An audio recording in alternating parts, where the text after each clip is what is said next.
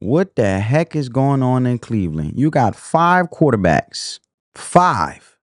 And the only one anyone actually wants to see, Shedeur Sanders, is the one getting iced out. The Browns just signed Tyler Huntley, calling it a debt move. Come on, man. Come on, come on. This isn't a quarterback battle, it's a quarterback circus. Shedeur goes 9 for 9 with two touchdowns in a practice. And the next day, he's mysteriously sidelined with a sore arm. Make it make sense. This is a first round talent who fell to the fifth round, and instead of giving him reps, they're burying him. This whole situation is about to implode. How does a player with elite talent and production fall so far only to get stonewalled by the very team that drafted him? The Browns broke an unwritten NFL rule by drafting him, and now it looks like they're trying to cover their tracks. And this isn't just a draft story, it's a coordinated effort. You don't accidentally pass on a player like Shedeur 5 times or you bury him. And this is a story about a hidden power struggle in the league, a battle between old school authority and a new wave of empowered players with the Cleveland front office caught in a mess of his own making. So when you guys read the article from Yahoo Sports, it says Browns signed Tyler Huntley strictly as a debt move with Dylan Gabriel, Kenny Pickett hurt. The Cleveland Browns brought back a familiar face, re-signing quarterback Tyler Huntley at their 90-man roster. This marks the fifth quarterback the Browns now have on their depth chart, joining Joe Flacco, Kenny Pickett, Dylan Gabriel, and Shedeur Sanders. This move may be confusing. Why would the Browns sign a fifth quarterback this late in the offseason?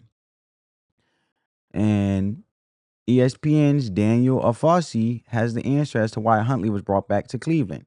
In quotes, he says, "There was no setback with any of the Browns' quarterback injuries from today's practice, I'm told.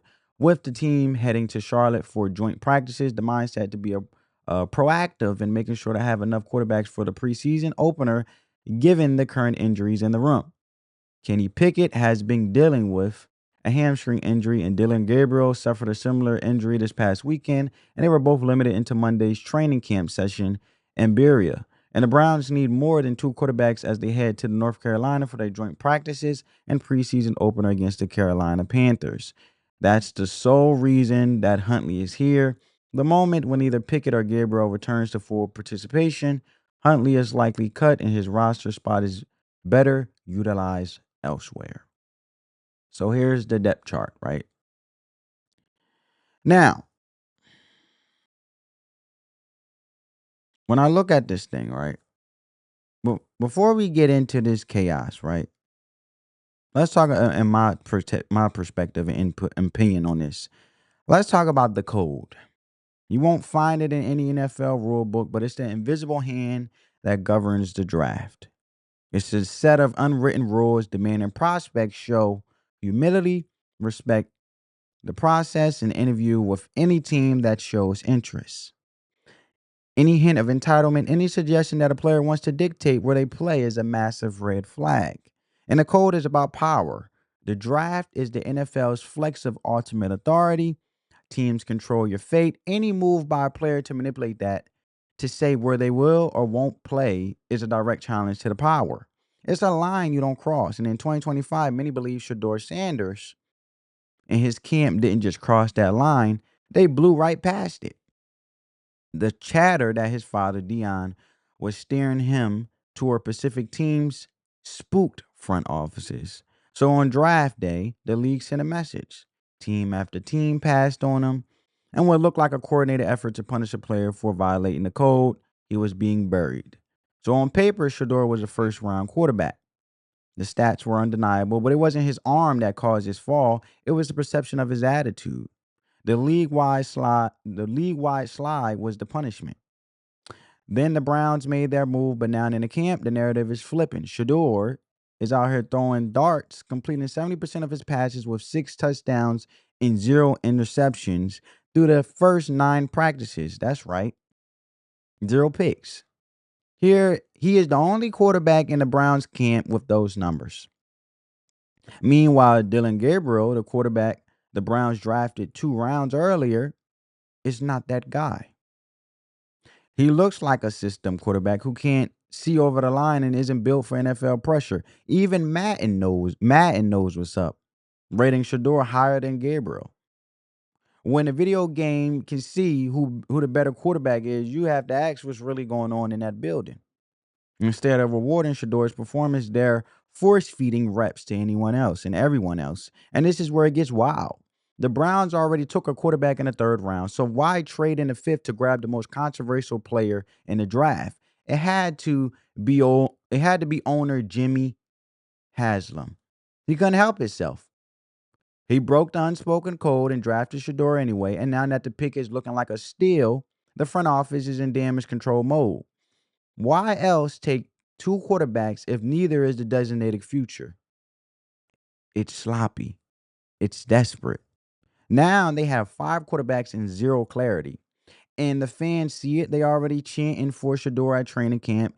These are real Browns fans who've been through 2 decades of disasters with Tim Couch, Brandy Quinn, Johnny Manziel, and Baker Mayfield. They are sick of watching the franchise fumble promising talent. And what are the Browns doing? The same thing they always do. They're still banking on a washed up Deshaun Watson to return to form while the future sits on the sideline with a conveniently sore arm after lighting up the defense. The sore arm diagnosis, right after he tortures the defense in practice, that's not an injury. That's politics.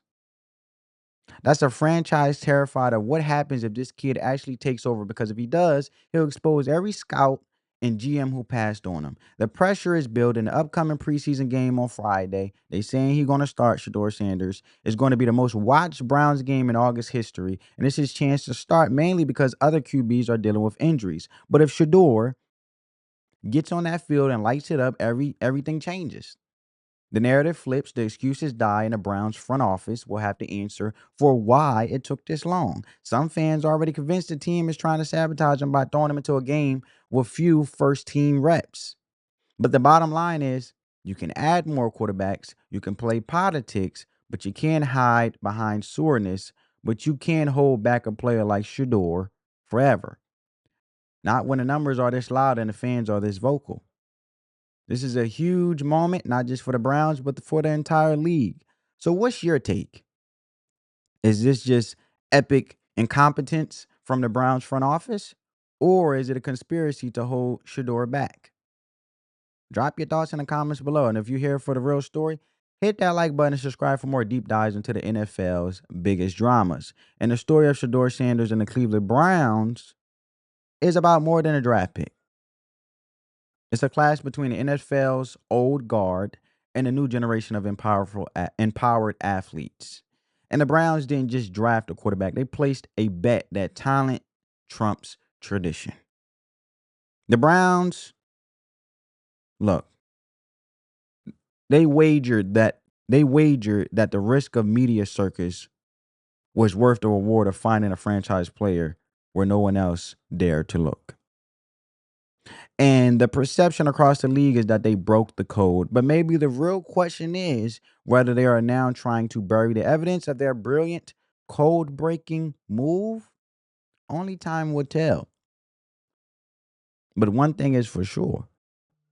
When Shedeur finally gets his shot, don't be surprised when he shines and everyone who tried to hold him down gets exposed. But I catch you in the next one. I hope you guys enjoyed this video. Talk to you soon. Peace.